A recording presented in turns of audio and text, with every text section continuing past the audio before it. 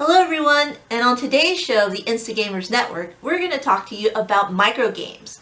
Microgames are small box games that have a lot of game inside of them, so let's get to it.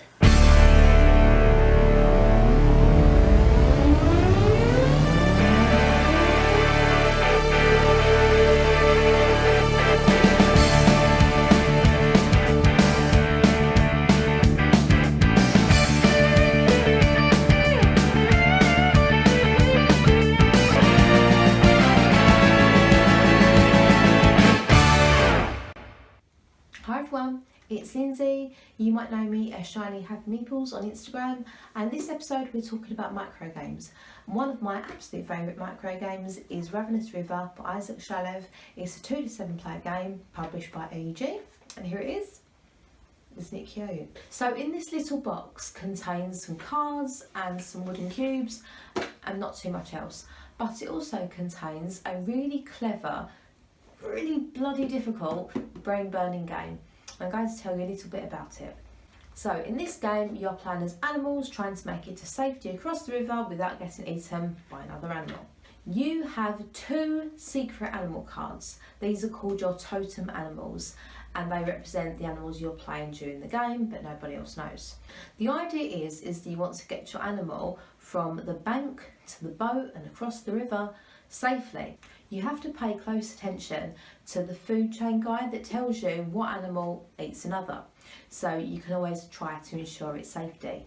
Each player has 4 action cards. You can use these to reveal the animals on the table, to move them onto the bank and onto the boats. You have to use up one of your action cards to move it from the boat back onto the bank, or you can use your action cards for their ability that manipulates the cards in the game, so you can chuck animals off the boat, you can swap your secret animal with another opponent, so there's a few different things you can do to change things up.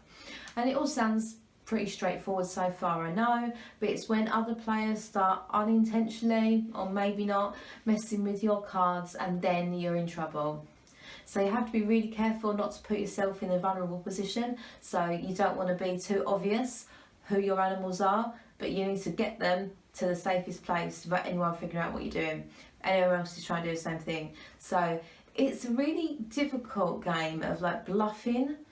Also keeping track of the food chain as well, and thinking, right, well, if I end up there, then is my animal going to survive because it's there with the cat and the cat's going to eat the mouse and the dog's going to eat the cat? Oh my god, it's just, it's so much harder than it sounds. And I really appreciate that because this game, you know, it's tiny. So yeah, as micro games go, this fits the bill pretty well. So a round ends when all players have used up their cards, and the game ends when somebody scores 6 points or more, and you score your points by either having eaten other animals or just surviving. And that's it. There's not much more to it, but there is. So play it and find out. Okay, I'll see you next time. Bye. Hello everyone, my name's Annette, and you might know me on social media as nettersplays. Well, today I'm going to talk to you about a micro game that I really enjoy. Now, a micro game, to my definition, is a game that's really small and compact, can easily fit in your bag, in your purse, or even in your pocket. It's a small little card game, dice game, or even a little board or something like that. It also has to be pretty easy to teach to others. It doesn't take a long time, and it doesn't take a lot of table space. It's a small, little, compact game. So the game that I really recommend as a micro game is Coinage. So this is it for Coinage. All you have is the set of rules right here, which is tri-folded. It's double-sided as well. It's the size of a card, so you can easily put them away. These cards themselves are double-sided. You get 2 of them along with this one card here, which is not double-sided, but it's also a credit card plastic type of card. You can easily put that in your wallet. You also get these different types of coins. They're all double-sided, and you get 4 1s, 3 2s, 2 3s, and 1 4 for each player. So let me show you how to play the game. So what you're going to do is you're going to lay out a card in front of you and the other player. These are your set of coins. What you're going to do is you're going to grab one of each type. So I'm going to grab 1, 3, 1, 2, 1, 4, and 1, 1. I'm going to grab these in my hand, and then I'm going to shake them up. And then you're going to slam it down. So you look at the rules here, and depending on the outcome, it's going to tell you what exactly to do. So right here I have 2 that are mine and 2 that are my opponent's. So I'll look here and I have 2, so I get to place 2 coins. So you get to place your 2 coins, the value 4 and 2, on any one of these areas here. So I could put one on, say, this volcano, and one right here on this area right here. So then the other player is going to go and do the same thing. They'll shake up theirs, they'll go ahead and slam it on the table, and then they'll go ahead and pick. The cool thing is, say for example, if they did these 2 and another 2 gray ones, then this 1 right here can cover up on top of the 2 or the 4. Nothing can go on top of a 1. But in the end of game, they're going to be worth less. They'll only be worth 1 point versus a 4 will be worth 4 points. If you can go ahead and claim one full area, say for example this area right here, the highest value is a 2, so the gray will get 2 points in the end of game. But for example, if the gray were to get both of them in this area right here that are their own color, they're going to score 3 points plus twice that amount. So they'll actually score 6 points for claiming the whole area to themselves. So what you're adding to this game is a sense of area control by just flipping and slamming these coins. You're also trying to cover up your opponents. You can also move your pieces around the table. So if you're not winning a certain area, or if you want to claim more land, you can just move your values around too. What I really like about this game is the fact that you're getting these coins, you're picking them up, you're shaking them around, and you're slamming them on the table.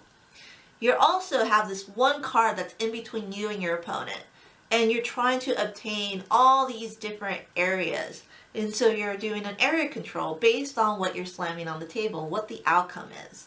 So there's a lot of tactical strategy, there's a lot of randomness of course, but that makes a fun little game. So if you ever get a chance, you should try Coinage. Hi, charmbo.gamer here.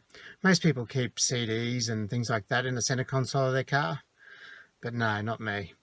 You know you're a true gamer when you open up the center console of your car and you find nothing but a cool selection of micro games. And today on the Insta Gamers Network, I'm going to be showing you Lost Legacy and why is my micro game of choice. Yeah, so for a deck of 16 cards, let me just show you why I think it's really awesome. Okay, to win in Lost Legacy, you have to find this card, the Lost Legacy, the Starship. Through your investigative skills, deduction, and a little bit of luck thrown in, you should be able to do it. Anyone who has played Love Letter will be really familiar with this game already. You'll be able to pick it up and run with it straight away. It's basically Love Letter with a few extra little things thrown in and a fantastic sci-fi theme. And because this game lives in my glove box, I do sleeve it. I've just used cheap sleeves here. You only need 16 for the 16 cards, and it just makes sure that they don't get damaged or anything in your car. So the game's always looking sweet for you when you're ready to play it. Okay, so the important parts of the card is first of all the investigation speed. If you get to the end and you need to figure out who's got the card, this number becomes very, very important. You've also got the 3 dots here that lets you know how many cards of that type are in the deck. So in this case, in the 16 card deck, there's 3 assault cards. And then the most important part is the card activation down the bottom, and all topped off with some pretty sweet art. Okay, to set the card game up, you just give them a shuffle. You draw each player a card.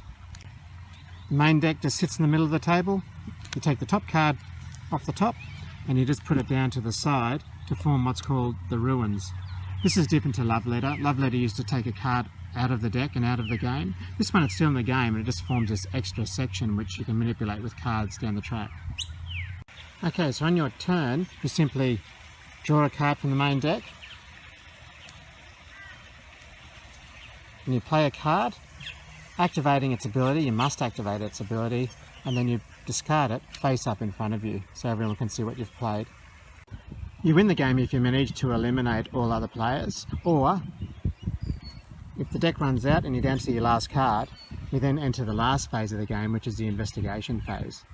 If there are still players remaining in the game, once the deck of cards is run out, then we go into the investigation phase. And the investigation number becomes incredibly important then at this stage. A lot of games are sort of won and lost in the numbered order.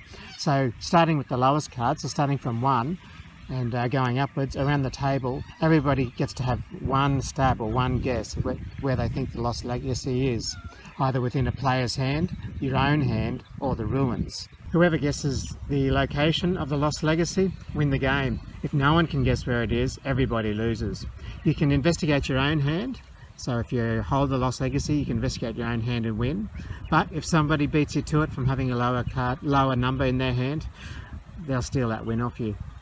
The good thing about Lost Legacy is there are a ton of expansions out there for it now as well. So you can actually make it a 6-player game by just mashing 2 decks together, so you can have a larger player count as well. The other thing you can do is you can use cubes to track your winning, and you can just play 1 deck at a time and have sort of like a campaign type of environment going on. So it's just endless the amount of fun you can have with it. In fact, many times I've used Lost Legacy as a supposed filler, but we've ended up playing it for the entire session for hours. So it's just one of those games that gets played and played. If you like Love Letter, you'll absolutely love this game. I'm charmbo.gamer, and I'll see you on Instagram.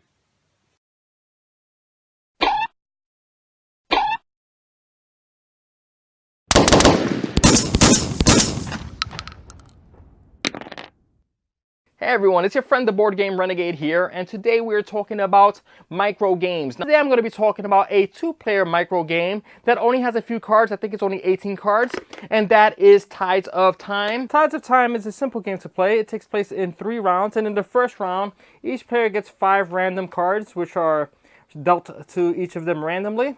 Then the players each look at their hand of cards and picks a card that they want to keep. They put that card face down. And then once they have selected a card, the players pass their deck of cards to their opponent, and then they each reveal the card that they chose and they place it in front of themselves. Now each player can look at what the other player has as well as what they have, and it's placed in front of them.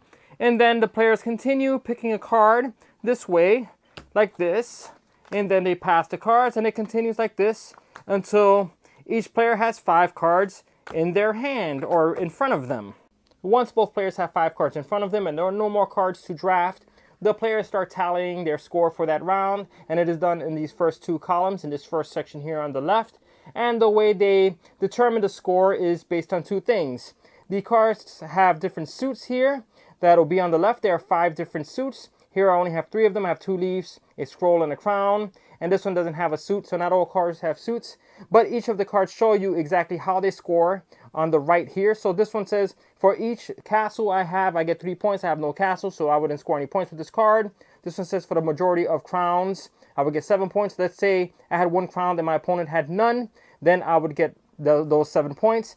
This one says, for each leaf, I get 3 points, which means I have 2 leaves. I would get 6 points. However, I also have this card here that says double the amount of your most numerous suit. That is my most numerous suit. So this would count as 4 of these leaves, which means I would get 12 points instead of 6 because of this card. Then this card says that I get, for each scroll, I get 3 points. I have 1 scroll, I would get 3 points. I would tally those points and put it here, and my opponents would put theirs there, and then we would move on to the second round. But before we move on to the second round, there is something that we have to do that makes this game different than other drafting games, and I'll show you that right now.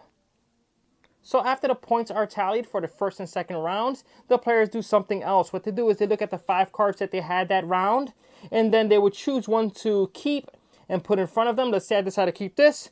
I would put this down. That's considered a relic of the past. And I'll put one of these on top of it. So this card would stay in play for me. And the players also get to decide which card they want to remove from the game. So they could remove one and keep one. So let's say I wanted to remove this one from the game, and you put that back in the box, and then this becomes my hand now, and then we reveal which card we kept. So I kept this one, that becomes my relic of the past, and this one would always stay in play, so it would count for the second round and the third round in scoring. And then we would each have at that point 3 cards in our hand, Okay, let's say this is the relic that they kept over here. And then now we would each have 3 cards. Now we will get 2 cards each more. So you would get 5 cards each round. And then we begin a new round of drafting, selecting a card, face down, passing the cards over like we did before. And then we reveal it. Then we continue until we're out of cards again. Then after that round, we pick another relic from the past. We also pick another card to discard. And then we also keep the score for the first, second, and third round. And then the player at the end of the game with the most points wins. And it is that simple. Very, very fun game. I recommend it. One of my favorite 2-player games and also one of my favorite micro games. Well, thanks everyone for watching, and if there's a game that you recommend as a great micro game, just go ahead and leave a comment down below. You can also subscribe and like us here, or you can also follow us, of course, on Instagram and on Twitter. So thanks for watching, and we'll see you next week. Bye.